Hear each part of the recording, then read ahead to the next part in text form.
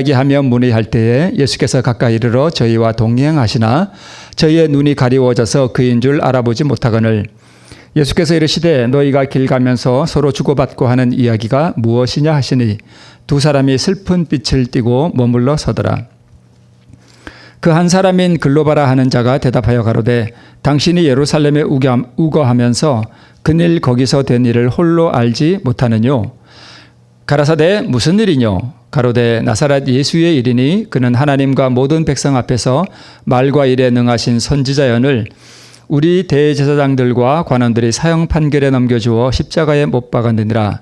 우리는 이 사람이 이스라엘을 구속할 자라고 바랐노라. 이뿐 아니라 이 일이 된 지가 사흘째요.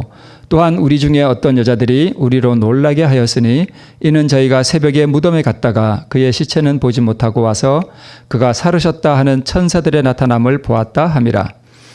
또 우리와 함께 한 자 중에 두어 사람이 무덤에 가 과연 여자들의 말한 바와 같음을 보았으나 예수는 보지 못하였느니라 하거늘 가라사대 미련하고 선지자들의 말한 모든 것을 마음에 더디 믿는 자들이여 그리스도가 이런 고난을 받고 자기의 영광에 들어가야 할 것이 아니냐 하시고 이에 모세와 및 모든 선지자의 글로 시작하여 모든 성경에 쓴 바 자기에 관한 것을 자세히 설명하시니라.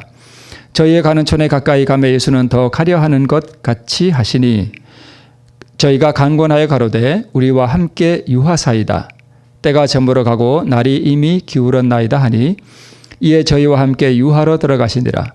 저희와 함께 음식을 잡수실 때에 떡을 가시사 축사하시고 떼어 저희에게 주심에 저희 눈이 밝아져 그인 줄 알아보더니 예수는 저희에게 보이지 아니하시는지라. 저희가 서로 말하되 길에서 우리에게 말씀하시고 우리에게 성경을 풀어주실 때에 우리 속에서 마음이 뜨겁지 아니하다냐 하고 곧 그 시로 일어나 예루살렘에 돌아가 보니 11사도와 및 그와 함께한 자들이 모여있어 말하기를 주께서 과연 살아나시고 시몬에게 나타나셨다 하는지라. 두 사람도 길에서 된 일과 예수께서 떡을 떼심으로 자기들에게 알려주신 것을 말하더라. 네, 이 그림 아주 유명한 그림이죠. 엠마오로 가는 길이라고 하는 그림인데요. 우리가 이 그림을 보면 누가 예수님인지 언뜻 보이죠. 금방 보이죠. 그런데 실제로는 이 세 사람 중에 우리가 만약에 그 장면을 봤다면 누가 예수님인지 전혀 분간할 수 없습니다. 왜냐하면 예수님이 부활하신 영광의 몸으로 나타나셨지만 이 엠마오로 가는 제자들에게 나타나실 때는 전혀 예수님인 줄 모르게 나타나셨습니다. 일부러 그렇게 하셨어요. 그러니까 아주 평범한 사람처럼 나타나셔서 함께 길을 가셨습니다. 여기 지도가 이렇게 보이는데요. 저는 이런 거 항상 꼭 하고 해야지 성질이 직성이 풀려요. 엠마오로 가는 길인데 엠마오가 어디 있는지도 모르면 우리가 좀 곤란하잖아요. 그죠? 그렇지 않나요? 여러분 관심 없으세요? 엠마오가 어디 있는지? 엠마오가 어디 있냐면요. 예루살렘에서 아주 가까워요. 예루살렘 북서쪽에 약 13km 정도 떨어져 있는데 여기 빨간 점 보이죠? 여기가 예루살렘이고요. 엠마오는 파란 점이 있죠. 여기가 엠마오예요. 아주 가깝죠. 네, 키로수로 한 13km 좀 떨어진 여기 엠마오로 가는 길입니다. 자, 우리 성경 본문을 보니까 이제 예수님이 십자가에 돌아가신 지 사흘째 되는 날이었다 그러는 거 보니까 예수님이 무슨 요일에 돌아가셨죠? 금요일, 안식일, 일요일. 네, 부활하신 날 일요일. 이게 3일째죠. 네, 3일째. 그러니까 오늘날로 말하면 요일로 말하면 일요일 날 오후 저녁 낮을쯤 이제 이 두 제자가 엠마오 자기 집으로 가면서 예수님이 이제 십자가에 돌아가신 일, 처형당하신 일, 재판받으신 일 이런 것들을 이야기하면서 저녁길을 걷고 있었습니다. 자, 희망도 다 깨졌죠. 믿음도 없고 십자가의 그늘 속을 걸어가면서 있었습니다.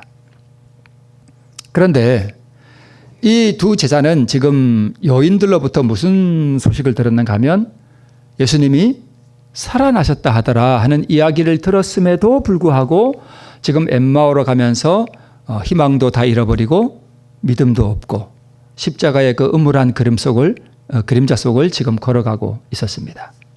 참 믿음이 없죠. 그죠? 살아났다는 얘기를 다 들었음에도 불구하고 이 그림도 보면 이제 참 잘 그린 그림이죠. 예수님이 누군지 금방 보일 듯한데 제자들의 눈에는 그게 보이지 않았습니다. 낙담과 슬픔과 좌절감과 혼란스럽고, 왜 혼란스러워요? 이 사람이 우리를 구원할 자라고 바랐는데 뭐 해버렸어요? 잔인하게 처형당해 버렸습니다. 그러니까 왜 이런 일이 일어났을까? 마음의 투쟁도 일어나고, 또 이 두 제자는 진심으로 예수님을 사랑하고 있었습니다. 그러니까 당연히 슬프죠. 또 눈물도 나고, 그랬습니다.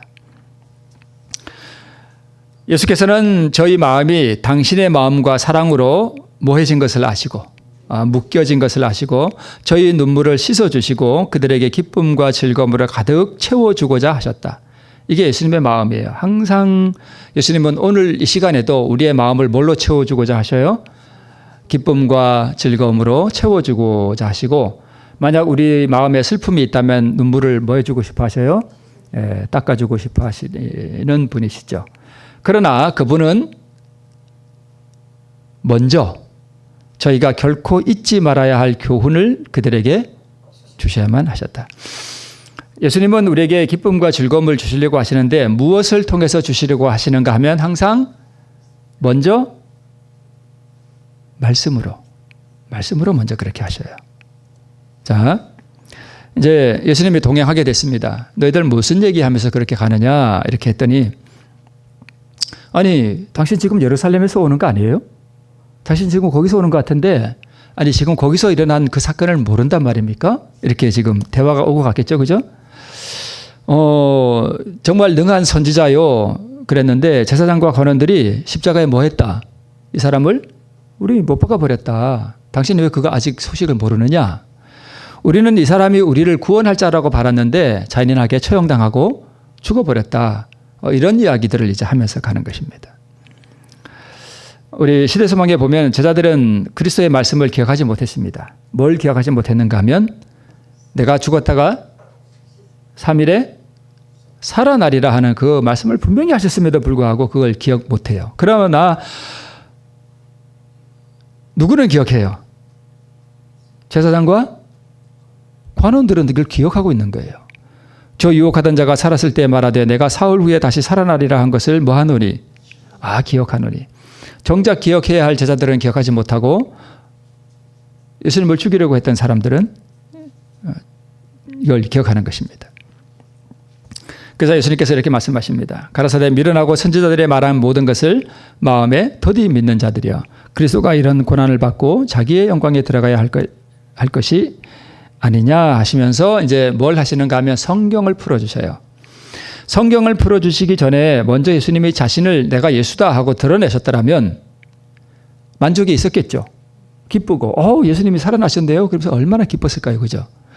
그리고 만족과 기쁨을 누리고 이제 다 끝났으니 이제 됐다. 더 이상 뭐가 없어요? 갈망이 없어요. 갈망이 없어요.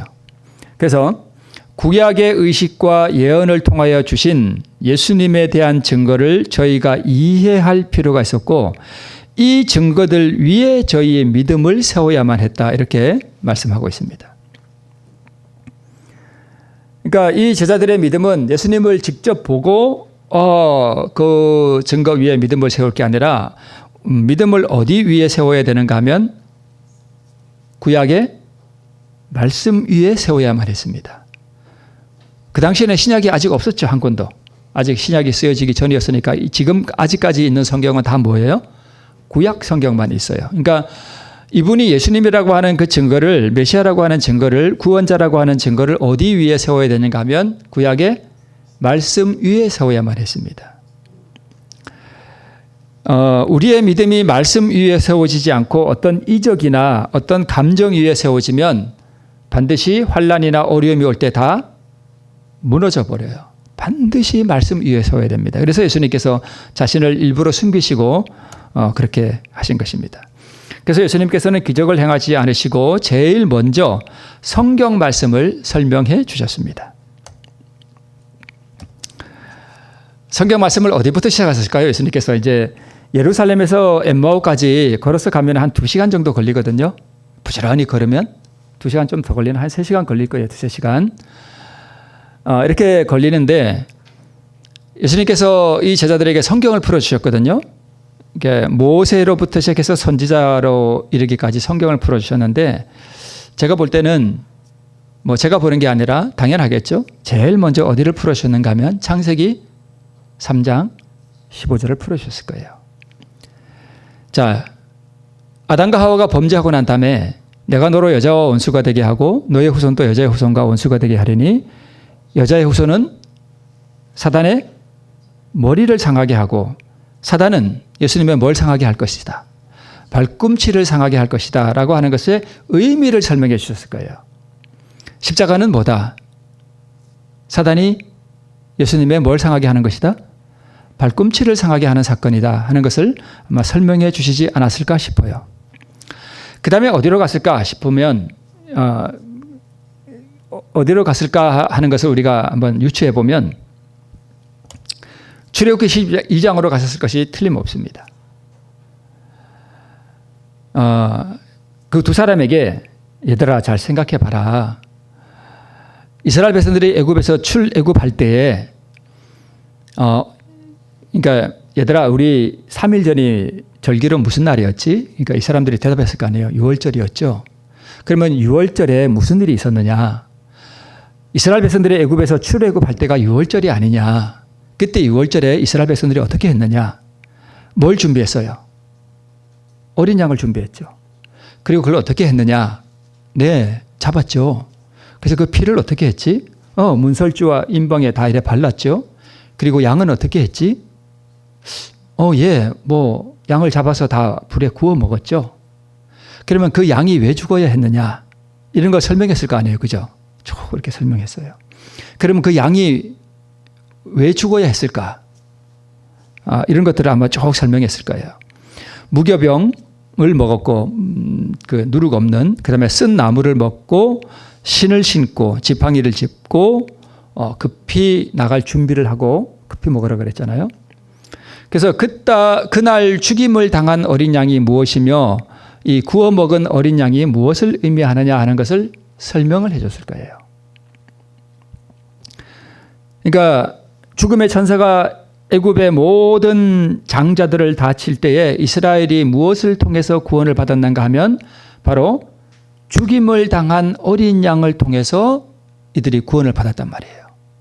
그러면 이 어린 양이 누구를 상징하느냐? 바로 메시아가 아니냐? 이 어린 양이 죽어야만 되는 게 아니냐? 이런 걸 쭉 설명해 줬을 거 아니에요. 그러니까 지금 이 두 제자도 메시아를 무슨 메시아로 생각하고 있는가 하면 이분이 다윗의 보좌에 오르셔서 로마를 어떻게 하고 쳐부시고 이 이스라엘 나라를 주권 국가로 회복하는 그런 메시아를 기대했단 말이에요. 근데 지금 예수님은 자신을 뭐로 나타내는가 하면 죽임을 당하는 어린 양으로 나타낸단 말이에요. 그러니까 이 제자들의 마음속에 잘못 심어진 예수님의 사명에 대한 것을 말씀으로 바로 잡아주시는 거예요. 메시아는 그런 메시아가 아니다. 죄인을 위한 희생양으로 대속하는 어린 양으로 오셔서 메시아는 뭐 해야 된다? 죽어야 되는 게 아니냐. 이런 것을 이제 쭉 설명해 줬을 거 아니에요. 이게 이제 두 번째 이런 걸 했을 것이고요. 세 번째는요. 이스라엘 백성들이 출애굽한 다음에 광야에 가다가 불평하는 바람에 하나님께서 불뱀을 보내셨잖아요. 그런데 백성들이 죽어갈 때에 뭘 쳐다봐라? 노뱀을 쳐다봐라 라고 모세를 통해서 말씀하신 분은 바로 그리스도이셨거든요. 그래서 뱀에게 물린 자마다 노뱀을 쳐다본 적 살더라 그랬는데 뱀이 뭐냐? 그게 마귀가 아니냐? 우리 모든 죄인들이 뱀에게 물린 자가 아니냐?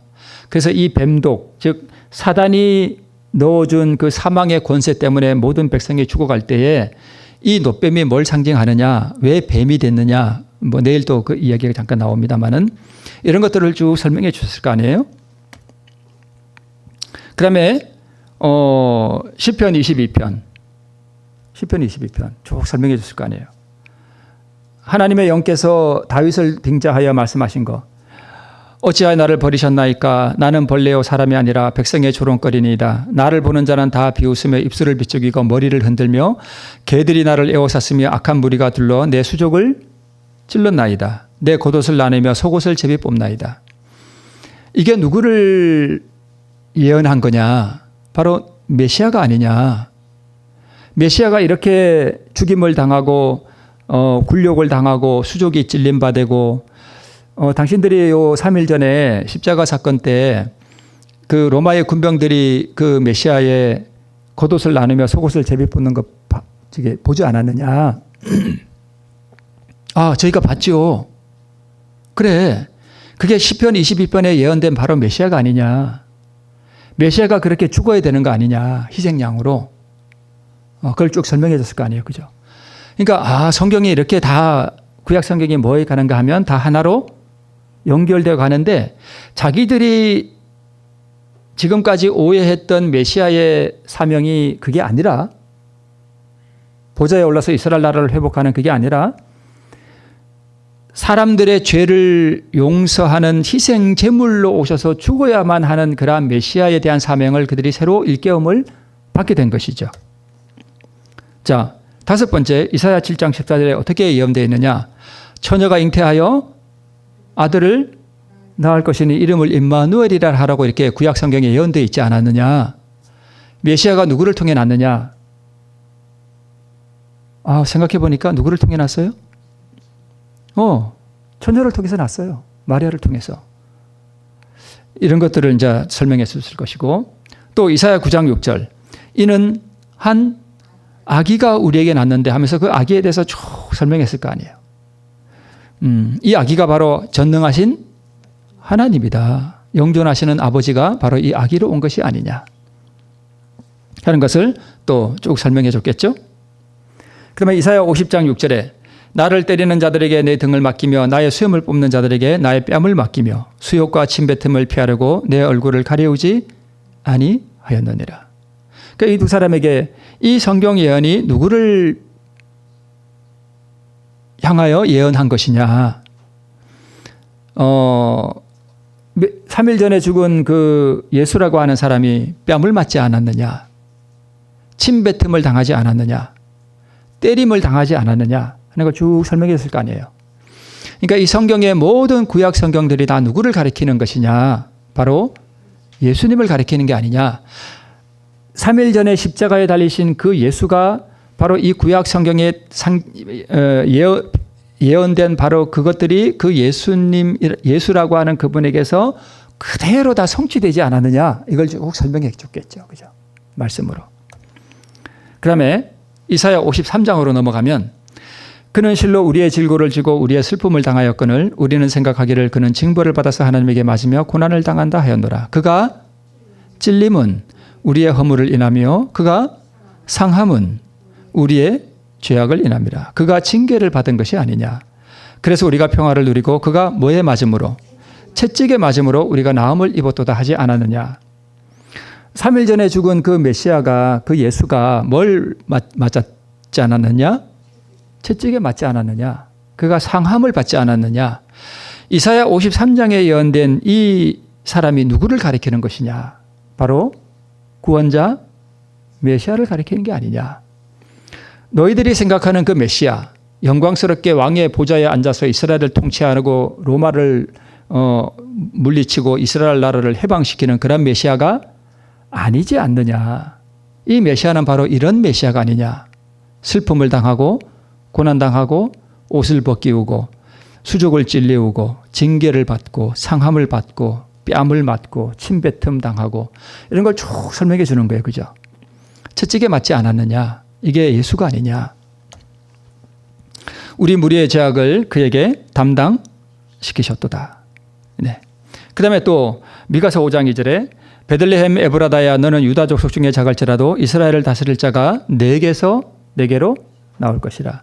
3일 전에 죽은 그 예수라고 하는 그분이 어디서 태어났느냐? 베들레헴에서 태어난 게 아니냐? 그분이 베들레헴 출생 아니냐? 이런 것도 이제 다 우리 옛날 그 신기원 목사님이 했던가요? 이걸 신원조회라 그러죠. 그분이 이렇게 다 신원조회 하는 거죠, 지금은요. 예. 그 다음에 10번째. 시온에 따라 크게 기뻐할지어다. 예루살렘에 따라 즐거이 부를지어다. 보라, 내 왕이 내게 임하나니 그는 공의로우며 구원을 베풀며 겸손하여서 나귀를 타나니 나귀의 작은 것 곧 나귀 새끼니라. 스가랴 9장 9절에 나오죠. 너희들 얼마 전에 보지 않았느냐? 그분이 십자가에 달리시기 바로 전에 그분이 못 타고 예루살렘에 들어왔더냐? 그러니까 가만히 생각해보니까 못 타고 왔어요. 나귀 타고 왔어요. 그러네요. 맞네요. 맞아요. 그 십자가 달리신 그분이 그 며칠 전에 나귀 타고 예루살렘에 들어왔어요. 성경 예언이 이렇게 다 그분에게 다 집중되네. 그러니까 가만히 생각해 보니까 우리는 그분이 이스라엘을 구원할 자, 즉 로마를 물리치고 왕이 될 사람으로 이해했는데 지금 가만히 보니까 그분이 이런 분이셨군요. 라고 이제 그들의 믿음이 말씀 위에 기초가 쌓여져 가는 것입니다. 11번째, 만군의 여호와가 말하노라. 카라, 깨어서 내 목자, 내 짝된 자를 치라. 목자를 치면 양이 흩어지려니와. 스가랴 13장 7절. 그래서 십자가 달리실 때 이거는 아버지 하나님께서 하신 말씀이죠. 깨어서 자기 짝된 자, 즉 예수님을 치니까 그 제자들이 다 뭐 했어요? 다 도망갔죠. 다 흩어지고. 자기들이 다 봤거든요. 그러니까 이런 것들을 통해서 이제 메시아가 어떤 분인지, 그분의 사명이 무엇인지에 대한 오해가 다 풀려나가는 거죠. 그래서 예언된 말씀에서 그리스도께서 이스라엘 왕권을 취하리라는 증거가 있는가라고 이제 그들의 오해를 풀어주는 것입니다. 이들이 얼마나 구약의 예언에 대한 이해가 부족했는지에 대해서 그대로 지금 다 드러나는 것입니다. 그리스도가 이제 예수님께서 이제 이런 말씀을 다 풀어주시고 나서 가라사대 미련하고 선지자들이 말한 것을 더디 믿는 자들아. 그리스도가 이런 고난을 다 받고 자기의 영광에 들어가야 할 것이 아니냐라고 말할 때에 마음이 어떻게 됐을까요? 뜨거워졌습니다. 말씀을 쫙 풀어주시니까 뜨거워졌습니다. 구약의 희생제사에 나타난 그리스도의 희생의 표상, 그리스도가 이 땅의 왕이 되는 것이 사명이라면 그 수많은 죽어간 희생제물들은 무엇을 의미하는가? 구약의 모든 예언들은 무엇을 의미하는가? 죄인을 위한 대속의 제물로서의 희생과 죄인에게 필요한 의가 되시기 위한 흠없는 생애를 이 두 제자는 다 간과하고 있었습니다. 그래서 우리의 믿음은 이적이나 감정에 기초된 것이 아니라 기록된 말씀 위에 두어야 합니다. 그래서 그리스도의 사명에 대한 올바른 이해가 굉장히 중요한데, 사실 지금도 우리가 예수님이 지금 하늘에서 뭐 하시는가에 대한 그분의 사명과 이런 것들에 대한 이해가 사실 좀 잘못되어 있는 부분도 있어요. 이런 부분도 우리가 좀 새롭게 조명해 봐야지만 해야 하지만 오늘은 그런 부분은 다루는 게 아니니까 그냥 넘어가겠습니다. 이제 이런 얘기들을 쭉 하면서 엠마오의 그 집에 이제 다다랐습니다. 근데 예수님께서 그냥 지나가시는 것처럼 이렇게 하셔요. 그래서 강권하여서 함께 유하사이다. 왜 유하자고 했을까요? 왜 유하자 그랬을까? 말씀을 더 듣고 싶어서. 말씀을 더 듣고 싶었던 거예요. 그래서 우리와 함께 유하사이다 하고 청했습니다. 그분은 즐거이 가장 미천한 가정에 들어가시고 가장 겸손한 마음을 기뻐하실 것이다. 그러나 만일 사람들이 하늘의 손님을 너무 무관심하게 생각하거나 저희와 같이 유숙하기를 그분에게 요청하지 않으면 그분은 지나가신다. 우리 얼마든지 이럴 수 있죠. 우리 삶 속에서 예수님을 그냥 다 내 삶에서 내 기억에서 그냥 망각해버리고 하루 종일 그냥 정신없이 아침부터 저녁까지 살아가는 거. 이게 예수님을 그냥 지나가게 하는 거예요. 진짜 하나님을 사랑하고 이 복음에 관심이 많고 예수님을 사모하고 또 그분이 나와 함께 동행하기를 정말 갈망하는 그러한 삶을 살아가는 사람들은요, 그렇게 살지 않습니다. 그러니까 내 신앙의 척도를 재볼 수 있어요. 내가 아침부터 저녁까지 무슨 생각을 하며 살아가는지, 예수님과 교통하며 살아가는지 이렇게 보면 압니다. 아침에 일어나서 뭐 그냥 살아가면서 막 정신없이 일하고 바쁘니까 막 그냥 하다가 저녁에도 와서 그냥 피곤하면 그냥 걸어 떨어져 자고, 그러면 그 참 문제가 심각한 거예요. 그 병들어 있는 신앙이에요. 그러니까 그리스도가 내 안에 내재해 계시면 그렇게 살지 않습니다. 물론 1분 1초도 하늘과 교통하며 살아가는 사람은 없죠. 그러니까 우리가 잠시 뭐 이렇게 정신이 팔려 있다가도 또 돌아서면 금방 하늘과 교통하고, 그죠? 또 뭐 이렇게 하다가도 또 하늘과 이렇게 교통하고 하는 그런 삶을 살아가요. 사실 어떻게 보면 구원받은 사람들은요, 그렇게 살아가게 되어 있습니다. 하늘과의 교통을 계속 이렇게 어느 정도 유지하면서 살아가요. 하늘을 갈망하고 예수님을 갈망하는 마음으로 살아갑니다. 그래서 그러니까 예수님을 내 삶에서 그냥 지나가게 하고 나와 함께 이게 집이잖아요. 내 집 여기 있잖아요. 내 집. 그러니까 예수님을 내 집에 모시고 나와 함께 오늘 하루도 살아가게 하는 그러한 마음으로 살지 않고 예수님은 그냥 지나가 버리시고 나는 나대로 그냥 하루 종일 그냥 막 살아간다? 그 신앙 다 죽어버립니다. 이제 소박한 식사가 준비됐고요. 예수님께서 늘 축사하실 때 손을 들어서 하셨는데 어떻게 했는지 저는 모르겠어요.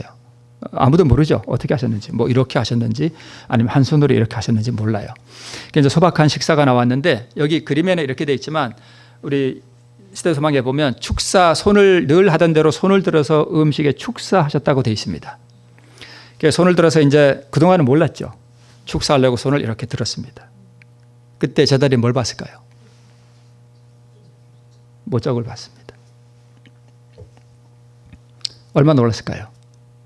그 잔혹한 이게 뻥 뚫린 그 십자가에 그 손을 이렇게 딱 드셨습니다. 예수님께서. 그때 제자들이 너무 놀래가지고 엎드렸습니다. 경배하려고. 엎드렸다가 일어났는데 보니까 안 계셔요. 문으로 나가셨을까요? 아니에요. 그냥 사라지셨어요. 그게 부활의 몸이에요.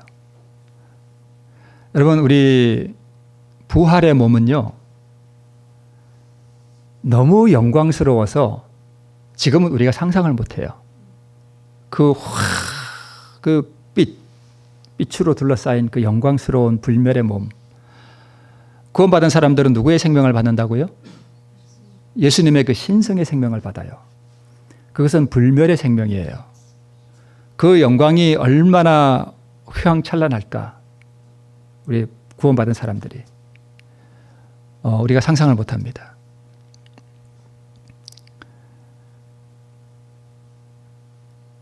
그런 몸은 이런 장애물이 없어요. 그죠? 네, 장애물이 없습니다. 이렇게 예수님께서 잠시 후에 이제 이 제자들이 마가의 다락방에 도착하잖아요. 그때 예수님이 이들과 함께 동행해서 오셔서 다시 그 마가의 다락방을 들어오시는데 문을 열지 않고 벽으로 그냥 들어오셔요. 그냥 이렇게 쓱 나타나셔요. 네. 그리고 이제 예수님은 사라지셨고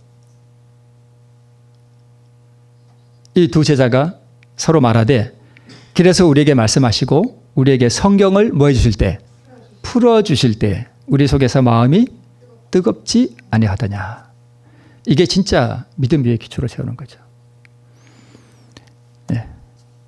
피로와 시장기도 잊고 밥 먹는 것도 잊어버리고 다시 예루살렘으로 그 어두운 길을 돌아서 예루살렘으로 갔습니다. 험한 길을 따라 어두운 길을 지날 때에 이러한 저들의 여정 내내 눈에 보이지 않는 동행자가 저희 곁에 계셨다. 누가 가셨을까요? 같이. 예수님이에요. 예수님이 가셨는데 이번에는 눈에 보이지 않습니다. 함께 그 길을 같이 셋이 또 다시 돌아가는 거예요. 예수님 참 좋죠? 그분 생각하면 참 좋아요. 그죠? 그 인자하심, 그분의 그 고매한 인격, 그분의 성품의 그 아름다운 매력,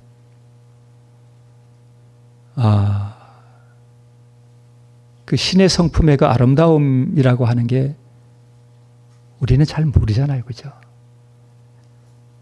그분이 얼마나 온유하시고 얼마나 자비로운 분이시며 얼마나 동정심이 많으신 분이며 우리를 얼마나 아끼고 사랑하시는지 예수님을 묵상하면 참 마음이 따뜻해지죠. 네. 어두운 밤길을 지나 예루살렘의 마가의 다락방에 이 두 제자가 도착하는 것으로 이 엠마오로 가는 길은 끝납니다. 자,